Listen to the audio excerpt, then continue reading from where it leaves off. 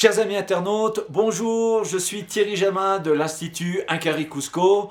Nous sommes le jeudi 28 juillet 2022. Alors, avant toute chose, j'aimerais souhaiter une très bonne, une merveilleuse fête nationale à tous mes frères, à tous mes amis péruviens, puisque aujourd'hui, 28 juillet, c'est le jour de l'indépendance ici au Pérou. Ça fait en effet 201 ans que le pays est indépendant.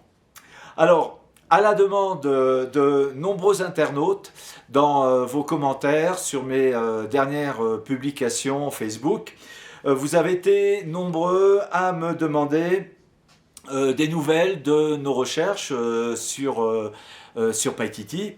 Et donc, en accord, en coordination, on va dire, avec mon ami Alain Bonnet, nous avons décidé de faire deux vidéos pour vous présenter ces recherches. Dans cette première vidéo, on va faire un petit point sur les recherches que mon équipe et moi avons réalisées depuis le début.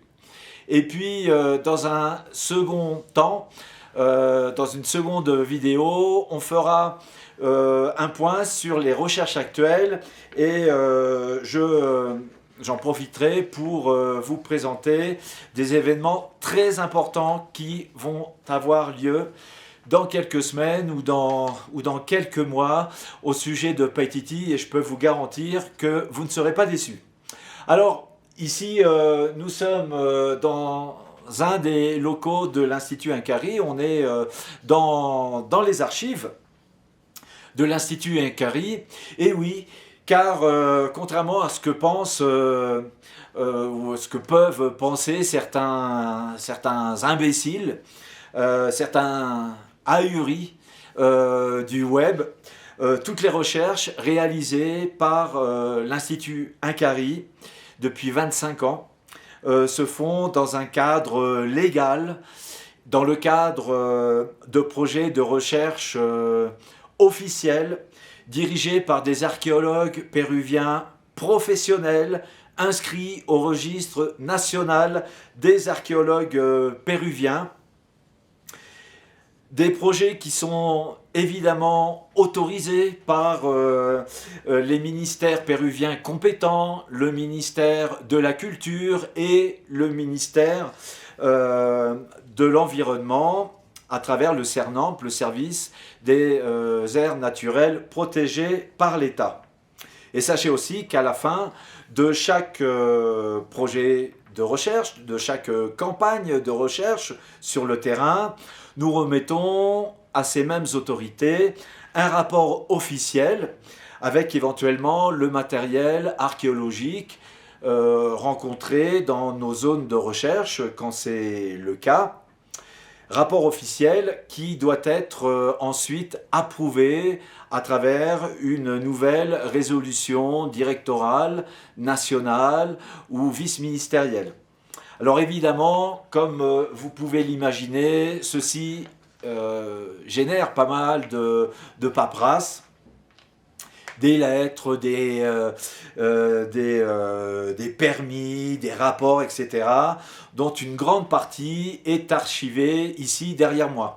Alors ici à l'Institut Inkari, en fait, on a toute la documentation, tous les documents depuis 2004 jusqu'à nos jours. Entre 1998 et 2004, les archives sont toujours chez moi, en France, à Toulouse. Mais sinon, on a ici pratiquement 20 ans de paperasse divers avec les autorités péruviennes. Alors, pour ces mêmes imbéciles qui prétendent que nous n'avons jamais rien trouvé ici au Pérou, eh bien, je les invite à venir ici à Cusco et consulter les archives de la Direction régionale de culture qui a des copies de tous nos rapports. C'est-à-dire que tous nos rapports que nous avons là, nous les avons remis en 4 exemplaires, comme c'est le règlement, au ministère de la Culture, soit à Lima, soit à Cusco, lesquels ne sont malheureusement pas accessibles par Internet, mais tout bon chercheur professionnel aura à cœur de venir ici à Cusco et de les demander en vertu de la loi d'accès aux documents, aux informations publiques, ce qui est le cas de ces rapports. Voilà, alors à bon entendeur, chacun se reconnaîtra. Je pense, quand je dis chacun se reconnaîtra, je pense notamment à un certain Dominique Jongleur, Dominique Jongleur de Toulon, pardon, qui annonce à l'Esblaise une expédition jusqu'aux ruines de Paititi pour 2023. Si, c'est vrai, hein, il le fait courir sur Internet, sur ses pages Facebook, etc. Alors, cette personne qui se présente comme un écrivain, explorateur, aventurier, etc., je ne sais pas s'il parle espagnol, il faudrait que ceux qui le connaissent lui demandent, mais enfin, sachez quand même que cette personne professionnelle, entre guillemets, n'est jamais venue au Pérou. C'est une personne également qui ignore tout de l'organisation d'une expédition, et en particulier en forêt amazonienne. Et c'est ce même individu qui se permet de nous traiter d'amateurs. Bon, ceci dit, vous me direz que chacun est libre de ses opinions et que chaque opinion est respectable. Hein, donc soyons tolérants, soyons philosophes et acceptons notre amateurisme. Et en effet, en réalité, on a tous hâte, n'est-ce pas, de voir cette grande expédition, entre guillemets, qu'il annonce, lui qui est un grand professionnel, comme il l'affirme. Professionnel, bien sûr, des expéditions imaginaires, professionnel en escroquerie et en mythomanie. Je parle d'escroquerie, évidemment, parce que cette personne, ce fameux Dominique Jongleur, sait très bien que cette supposée expédition dans les ruines de Paititi n'aura jamais lieu. Il annonce cette expédition pour l'année prochaine, mais je peux vous garantir, chers amis internautes, que pas plus en 2023 qu'en 2024 ou qu'en 2025, cette expédition ne verra le jour. Ce type n'a absolument aucune compétence dans ses recherches. Et je m'étonne très sincèrement qu'il puisse encore escroquer des internautes, compte tenu de sa drôle de réputation, notamment sur Internet. Il y a déjà un an, en mai 2021, j'attirais l'attention des internautes sur cet individu, ce fameux Dominique Jongleur, qui annonçait déjà une expédition sur les ruines de Paititi et qui commençait à demander de l'argent à droite à gauche. Et j'ai rediffusé il y a quelques semaines cette même vidéo, et je vous invite à regarder les commentaires sous cette fameuse vidéo. Donc, il y a une bonne centaine de commentaires, et je suis attristé de voir que 100% des personnes qui commentent ma vidéo sur ce Dominique Jongleur sont négatifs. Et de nombreuses personnes qui écrivent à la suite de cette vidéo, qui réagissent en quelque sorte donc à mes intentions, mes mises en garde, pardon, concernant cette personne. Certaines de ces personnes ont donc été elles-mêmes victimes de ce Dominique Jongleur. Donc faites vous-même très attention, c'est la raison pour laquelle je m'autorise cette parenthèse. Et encore une fois, je mes chers amis internautes, je n'ai aucune qualité de devin. Je ne suis pas Nostradamus pour vous prédire que cette expédition ne se fera pas. Pas plus que les expéditions annoncées il y a quelques années par ce même Dominique Jongleur qu'il était censé réaliser en Asie sur les traces de Shambhala ou de Changriya, ou en Afrique sur les traces des pyramides égyptiennes. Alors pour les pyramides égyptiennes on ne l'a pas tendu, hein. Ou sur le site sous-marin de Yonaguni au Japon. Et ne parlons pas de sa récente escapade, de ses trémoussages vers les pyramides de Bosnie qui ont fait pas mal marrer des locaux, et notamment des Français installés en Bosnie et qui m'ont envoyé la semaine dernière des messages pour me faire quelques commentaires, je dois dire très malheureux concernant cette personne qui peut à peine bouger son arrière-train. Donc on a du mal à l'imaginer en forêt amazonienne. Et je ne vous parlerai pas non plus du fameux tour du monde qu'il était censé effectuer en 2007-2008 dans son ballon lenticulaire, avec soi-disant les techniques de la NASA et l'argent de Richard Branson, dont il était censé avoir la caution bancaire. Tout ceci, c'est lui-même qui me l'avait raconté en décembre 2006. Et je vous passe des détails. Donc oui, il s'agit bien, mes chers amis internautes, d'escroquerie.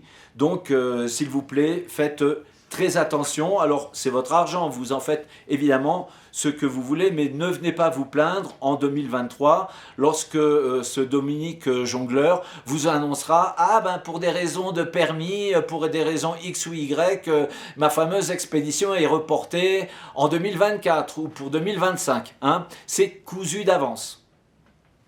Alors, de ce point de vue-là, effectivement, en comparaison à ce Dominique Jongleur de Toulon, je m'incline, je suis moi-même et mon équipe totalement amateurs. On serait vraiment incapable de ce genre de mythomanie, et ce type vraiment nous surclasse à des degrés, à des kilomètres d'altitude. Il est imbattable, hein. Enfin bon, s'il y en a un qui avait participé à la révélation des pyramides, que je ne citerai pas, qui est du même acabit.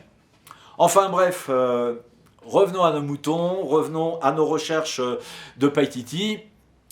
Ceci dit, entre parenthèses, et pour en terminer avec cet individu, j'appelle encore une fois tous les internautes à être très vigilants contre ce genre de personnes qui ne pensent vraiment qu'à soutirer de l'argent aux internautes. Allez, fermons notre parenthèse. Je vais donc, mes chers amis internautes, comme je vous l'ai présenté au tout début de cette première partie, faire une première vidéo en français pour vous, internautes francophones, et j'en ferai également une autre pour les internautes hispanophones en espagnol, et puis ma foi pour les autres, eh bien, je les invite à utiliser les sous-titres de YouTube. On va essayer d'en faire une en anglais avec mon ami Hilbert, mais bon, il a un accent un peu spécial. Bon, ceci dit, c'est mieux que rien, je ne vous parle pas de mon accent anglais qui est terrible, donc je ne m'y cognerai pas. Je peux déjà vous dire, mes très chers amis, qu'il y aura dans quelques semaines, dans quelques mois, on va dire à la rentrée de septembre en France, une très grosse actualité concernant Paititi. Et je vais vous en parler à la fin de la deuxième partie de cette vidéo. Je reviendrai un peu plus en détail à tous les rendez-vous très important concernant les recherches de Paititi. Je peux vous garantir que vous ne serez pas déçus. On va en apprendre beaucoup sur la localisation de Paititi et sur Paititi elle-même dans quelques semaines ou dans quelques mois. Je veux aussi que vous sachiez, et peut-être en rassurer certains, que ce n'est pas parce que l'on ne communique pas en ce moment sur nos recherches qu'il ne se passe rien au sujet de Paititi. C'est tout le contraire. Il se passe énormément de choses, ça bouge énormément, mais pour des raisons liées à certaines démarches entreprises par moi-même et par mon groupe auprès des autorités péruviennes, nous avions décidé d'adopter un certain profil bas, mais je peux vous garantir que ça ne va pas durer. Allez, je pense qu'on a fait un petit tour ici dans les archives.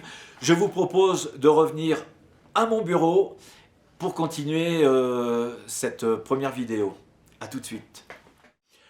Comme vous le savez, en tout cas pour ceux qui nous suivent depuis déjà pas mal d'années, mon équipe et moi réalisons ces recherches depuis 1998, c'est-à-dire depuis bientôt 24 ans. Depuis 24 ans. Oui, je sais, ça ne me rajeunit pas, mais vous non plus, hein, je vous rassure. Et oui, le temps passe. Ces recherches nous ont conduits d'abord dans le Madre de Dios, sur les traces des mystérieuses pyramides de Paratuari, puis au non moins mystérieux pétroglyphe de Pucharo. Nous avons consacré de nombreuses années à étudier ces deux sites, en gros entre 1998 et 2006, même si après 2006, nous sommes plus ou moins régulièrement revenus sur le site des pétroglyphes de Pucharo. Pour plus de détails, je vous invite vraiment à découvrir le premier opus du documentaire intitulé Inca Amazonia, qui est largement consacré aux pyramides de Paratuari et aux pétroglyphes de Pucharo. Ce documentaire est accessible en VOD, notamment depuis le site internet de Jungle Duck Productions, www.jungleduck.com, et vous le trouverez en version française et en version anglaise. Nous nous sommes, après les pyramides de Paratuari et les pétroglyphes de Pucharo, ensuite dirigés vers la région, la zone archéologique de Mameria, située dans la réserve du parc national du Manu. Alors je voudrais rappeler que ces ruines ont été découvertes par mes très grands amis, mes parents putatifs, comme Herbert aimait à le dire, mes très grands amis Nicole et Herbert Cartagena, qui ont consacré des années et des années à la recherche de Paititi. Ils font partie de mes héros d'enfance et d'adolescence, et c'est un grand honneur de les côtoyer.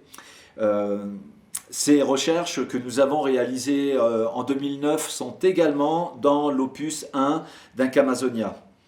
Puis, à partir de 2009, nous avons pris la direction. Là, vous entendez peut-être des pétards, hein, c'est parce que tous ces jours-là, jusqu'au 28 et juste après, il y a les fêtes de Fiestas Patrias pour justement le jour de l'indépendance, ce jour-ci, 28 juillet donc. Comme j'allais vous le dire, c'est à partir de 2009 que nous avons pris la direction de la vallée de l'Acoyavero dans le département de Cusco, puis nous sommes dirigés également vers les vallées de Chuchusmayo, de Cusirini et de Yoyato dans le nord du département de Cusco. Ce sont toutes ces expéditions. J'aimerais vraiment que vous le compreniez. Ce sont toutes ces expéditions, c'est-à-dire d'une expédition à l'autre, qui nous ont dirigés peu à peu vers le nord du département de Cusco et qui nous ont permis en 2012 de localiser l'endroit où se cache très probablement Paititi. Ce sont en particulier tous les sites magnifiques, tous les sites fabuleux que mon équipe et moi avons eu l'honneur de découvrir, de rencontrer à Lacoyavero entre 2009 et 2014, qui nous ont dirigés vers cette zone et qui nous ont permis de localiser finalement cette mystérieuse montagne carrée dont nous parlaient déjà les natifs Matigangas dès 2010, en nous assurant qu'au sommet de cette mystérieuse montagne se cachaient de fabuleuses ruines, les ruines de Pantiacoya. Et quand vous parlez ici au Pérou des ruines de Pantiacoya, vous parlez des ruines de Paititi. Les ruines de Pantiacoya, le terme, l'expression ruines de Pantiacoya, c'est un peu comme si vous dites la capitale française. Eh bien, la capitale française, c'est une manière de désigner Paris. Ici, c'est pareil. Pantiacoya, c'est le nom de tout le massif montagneux qui traverse les départements de Cusco et de Madre de Dios. Et Pantiacoya, c'est un vocable quechua qui signifie le lieu où se perd la princesse. Et c'est une référence à l'épouse d'Atahualpa, l'affaire de la seconde rançon d'Atahualpa, quand son épouse, apprenant l'assassinat de son époux, est-ce que c'est français ce que j'ai dit? Quand l'épouse de l'Inca apprend l'assassinat d'Atahualpa, eh bien, avec ses 15 ou 20 000 lamas, on ne sait pas, les chiffres divergent selon les chroniqueurs, pris la direction donc de la forêt amazonienne de l'Antisuyu pour cacher le contenu de ces 20 000 lamas, de ces charges portées par ces 20 000 lamas. Et la tradition nous dit que la Koya aurait pris donc la direction de l'Antisuyu et de Paititi. D'ailleurs, c'est à ce propos que l'on entend parler dès 1534 d'un nom mystérieux que les Incas se murmuraient un peu à l'oreille, c'est celui de Paititi. Et ce nom apparaît après l'exécution de l'empereur Atahualpa. Voilà. Donc, quand vous dites, quand les natifs nous parlent des ruines de Pantiacoya, j'insiste encore sur ce fait, ils parlent sans aucune espèce d'équivocation, sans aucune espèce d'erreur d'interprétation, ils nous parlent de Paititi. Concernant les sites archéologiques que mon groupe et moi avons eu, encore une fois, le privilège et l'honneur de rencontrer à Lacoyavero, comme je l'ai souvent expliqué lors d'interviews ou de documentaires X ou Y, il s'agit d'une trentaine de sites archéologiques qui étaient jusqu'à présent totalement ignorés de la science de l'archéologie moderne. Et ces sites, nous les avons bien évidemment référencés avec des archéologues du ministère de la Culture, et tous les noms de ces sites se retrouvent consignés dans nos rapports de recherche. Donc tous ceux qui prétendent que nous n'avons jamais découvert rien du tout, qu'ils se donnent la peine, nom de Dieu, d'aller compulser nos rapports de recherche, et ils verront non seulement le nom de ces sites, mais également leur localisation UTM ou GPS. Il s'agit pour la plupart de forteresses, de petits centres de production agricole, mais également de nécropoles et d'une bonne quinzaine de cités complètes, peuplées pour certaines de centaines d'édifices, avec leurs petites places, avec leurs ruelles, etc. Bref, en deux mots, de véritables Pompéi amazoniennes. Et encore une fois, pour les grands professionnels comme ce fameux Dominique Jongleur, qu'est-ce qu'ils attendent pour consulter ces rapports et avant de dire n'importe quoi, hein, et de prétendre n'importe quoi. Et encore une fois, si cet abruti, si ce clown de Toulon connaissait bien, comme il le prétend, le thème de Paititi, eh bien, il devrait connaître l'existence de ces sites, tout simplement, encore une fois, en prenant connaissance de nos rapports de recherche, qui sont accessibles, une fois encore, sur demande, en vertu de la loi sur l'accès à l'information publique. Concernant la localisation de la montagne Carré et des lacs jumeaux et également du lac Carré qui voisine au lac jumeau, comme je l'ai également déjà indiqué, nous les avons localisés la première fois en juin 2012. Juin 2012. Nous avons commencé à diffuser leurs images, des images satellites de cet endroit dans le courant de l'année 2013, notamment sur Internet, mais également dans mon livre paru en France en mars 2014 aux éditions du Trésor sous le titre L'aventurier de la cité perdue. Alors, bon, c'est un détail, mais bon, le titre du bouquin n'est pas dû à moi, c'était une idée de l'éditeur. Moi, je ne me considère pas du tout, à la différence de ce grand professionnel Dominique Jongleur, je ne me considère pas du tout comme un aventurier. Hein. Nous faisons de la science, de la recherche archéologique qui respecte tous les protocoles, tous les canons de la recherche archéologique moderne, et dans nos campagnes de recherche, il y a toujours un archéologue superviseur du ministère de la Culture qui nous accompagne. Nous avons été,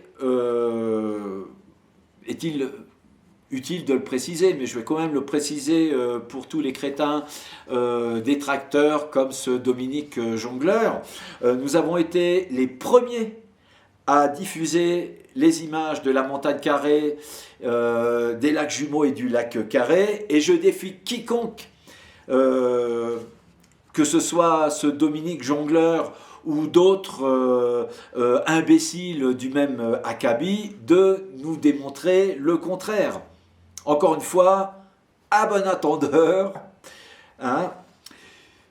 Alors, on continue. Pour ce petit retour en arrière, j'aimerais également préciser ici que c'est aussi grâce à nos amis d'Airbus qui nous aident et nous accompagnent depuis 1996. Vous vous rendez compte? C'est un partenariat magnifique que je dois à mon amie Isabelle Guidolin et Anne-Marie Bernard, qui travaillait à l'époque chez Spotimage, qui quelques années après est devenu Astrium, puis Airbus Defence and Space. Et c'est donc grâce à ce partenariat magnifique que nous avons pu localiser, mais non seulement localiser, mais également voir pour la première fois cette montagne Carré, grâce donc aux magnifiques images du satellite Pléiade, réalisées spécialement pour nous le 13 juin 2012, par Airbus donc. Et après plusieurs tentatives malheureuses en raison d'un couvert nuageux qui empêchait une bonne visibilité de cet endroit. Donc avant juin 2012, vous ne trouverez pas de mention de la montagne Carré, des lacs jumeaux, etc. C'est impossible. Vous ne les trouverez pas. Alors, on les trouve sûrement dans des documents, dans des photos aériennes prises par la FAP, pour les besoins de la cartographie dans les années 80-90. On les trouvera peut-être sur certaines photos générales, satellites, etc. Mais je peux vous assurer qu'il n'y a aucune mention de la localisation de Païtiti sur la montagne carrée et autour des lacs jumeaux avant cette date du 13 juin 2012 et avant nos propres publications. Comme j'ai eu également l'occasion de l'expliquer à plusieurs reprises, ces images d'Airbus ont été pour nous une fabuleuse, une immense surprise quand nous avons découvert pour la première fois ces images. Car non seulement nous avons pu localiser la montagne carrée dont nous parlaient les Matsigangas depuis 2010, avec autant d'insistance, mais nous avons également pu observer la présence d'un mystérieux lac carré et de deux lacs jumeaux situés à quelques centaines de mètres à l'ouest de la montagne carrée, de cette bien étrange formation carrée. Or, justement, certaines traditions locales affirment que Païtiti aurait été construite sur les rives de mystérieux lacs jumeaux. C'était d'ailleurs, je ne sais pas si vous vous en souvenez, mais c'était d'ailleurs l'objectif de ma campagne anti-Suyu 2009 dans la zone réservée du parc national du Manu, où je pensais avoir localisé ces fameux lacs jumeaux dans ma fameuse zone rouge de l'époque. Cette campagne avait été suivie par une équipe de TF1 dans le cadre de l'émission Reportage. Et le documentaire avait été diffusé l'année suivante, le 1er mai 2010, et il est encore trouvable sur YouTube. Donc, la présence de ces lacs jumeaux près de la montagne carrée a vraiment été pour moi une très grande surprise, eu égard à ces légendes locales qui associent des lacs jumeaux à la présence de Païtiti. D'autres traditions évoquent également l'existence d'un mystérieux lac carré.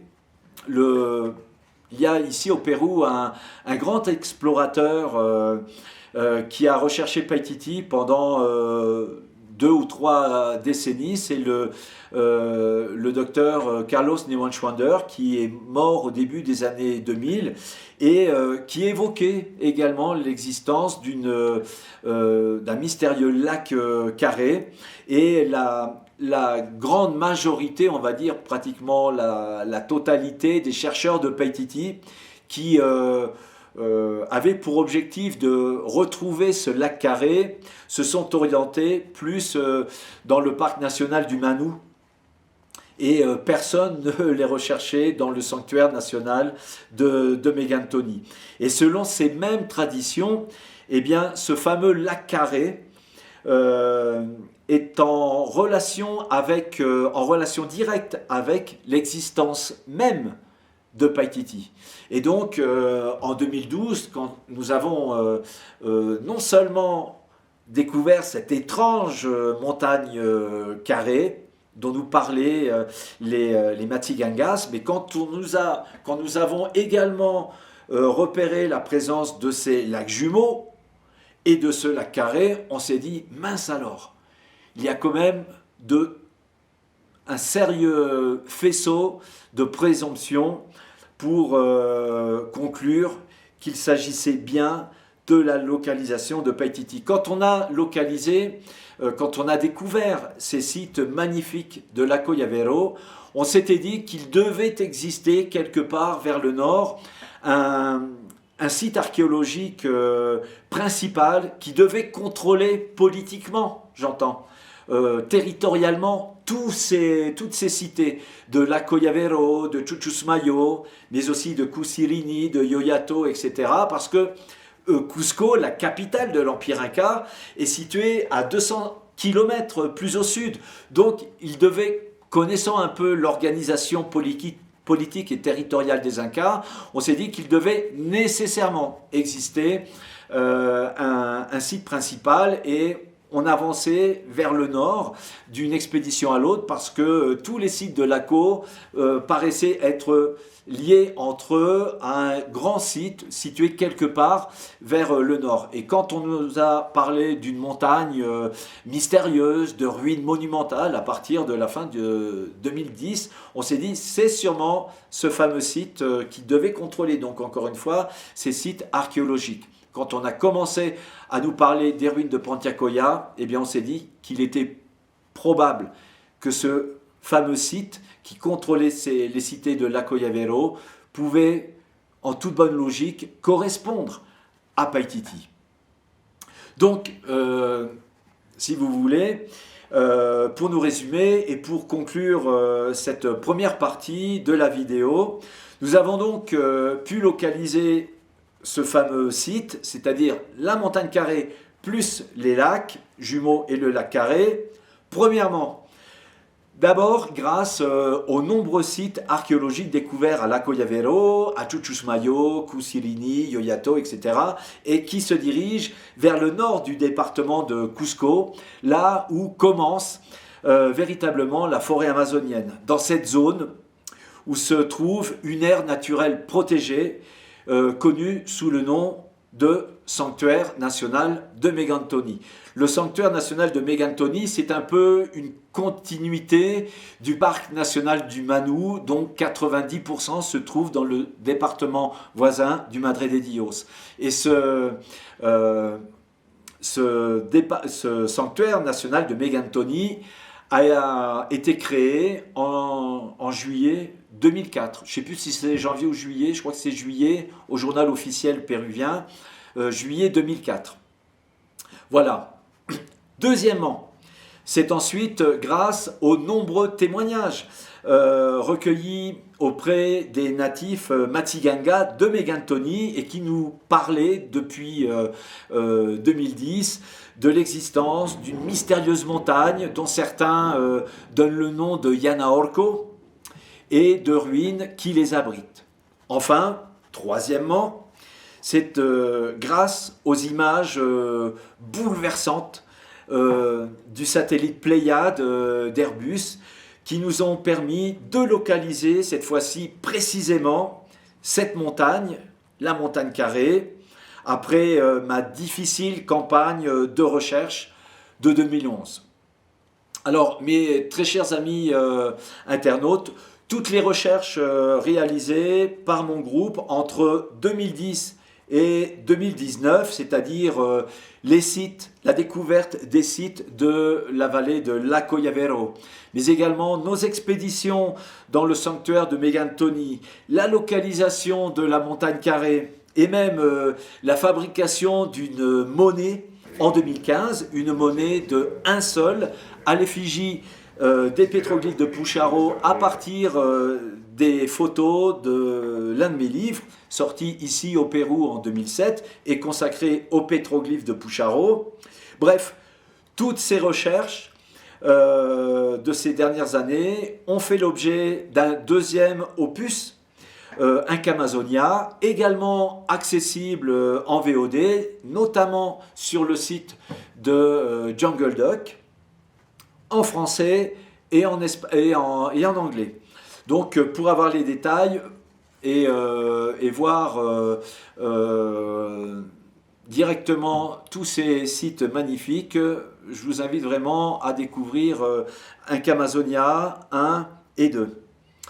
Avant de terminer cette première partie, j'aimerais également vous dire qu'en 2013, lorsque nous avons montré ces images satellites aux Matigangas de la communauté native de Timpia, qui est située sur les rives du Rio Bajo Urubamba, tous les Matigangas de la communauté nous ont confirmé que c'était bien la localisation de la cité perdue de Paititi. Et ils nous ont expliqué, par exemple, qu'en 2003, le gouvernement, c'est-à-dire les responsables du ministère de la Culture et les responsables du ministère de l'Environnement. À cette époque, le ministère de l'Environnement n'existait pas.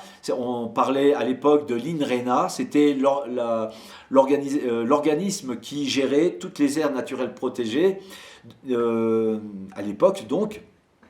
Ils nous ont expliqué, donc les Matsiganga de Timpia, qu'en 2003, ces responsables de l'État les avaient contactés pour organiser plusieurs expéditions dont l'objectif était d'essayer de localiser cette montagne carrée et ces lacs. Et ils avaient utilisé pour cela plusieurs hélicoptères et les mêmes, pas tous bien sûr, mais certains habitants Matsiganga de Timpia avaient participé à ces expéditions. Et je me souviens que quand on leur a montré nos images satellites, certains d'entre eux s'étaient regardés avec un petit sourire et ils nous avaient dit « c'est ça qu'on recherchait en 2003 ». Avec le gouvernement à l'époque donc de la délimitation du futur sanctuaire national de Megantoni dont l'existence légale a été officialisée en 2004. Et ils nous ont dit que cette zone, la zone des lacs, les Matsiganga la surnomment également Inkarei. Inkarei, c'est un syncrétisme entre un mot Matsiganga et un mot espagnol qui signifie le lieu où il y a des ruines. Il y a énormément de lieux au Pérou et notamment à Lacoyavero qui s'appelle Incaracay ou Incaray. Et Incaray renvoie à des sites archéologiques où il y a des plateformes, où il y a des édifices, des sites incas d'une manière un peu générale. Et je pense que si les Matzigangas de Timpia désignent la zone de la montagne carrée et des lacs sous le nom de Incaray, c'est justement ce n'est pas une coïncidence, hein, c'est parce que il y a des ruines importantes ici, et d'ailleurs eux-mêmes le disent. Certains nous disent qu'il y a un site plus important que Choquequirao autour des lacs, et puis d'autres, comme je vous l'expliquais quelques minutes plus tôt, plusieurs natifs nous disent que là, ici, gisent sous cette forêt tropicale, sous cette canopée, les ruines de la mythique cité perdue de Paititi. Voilà. Alors, mes chers amis, je voulais donc m'attarder un petit peu sur ces explications pour vous expliquer que, en tout cas, malgré ce que peuvent penser certains abrutis, ce n'est donc pas un hasard si nous sommes parvenus finalement à localiser cet endroit, à savoir la plus que probable localisation de la cité perdue de Paititi. Dans la seconde partie de cette vidéo, je vous explique où nous en sommes dans nos recherches actuelles et dans nos démarches auprès des autorités péruviennes.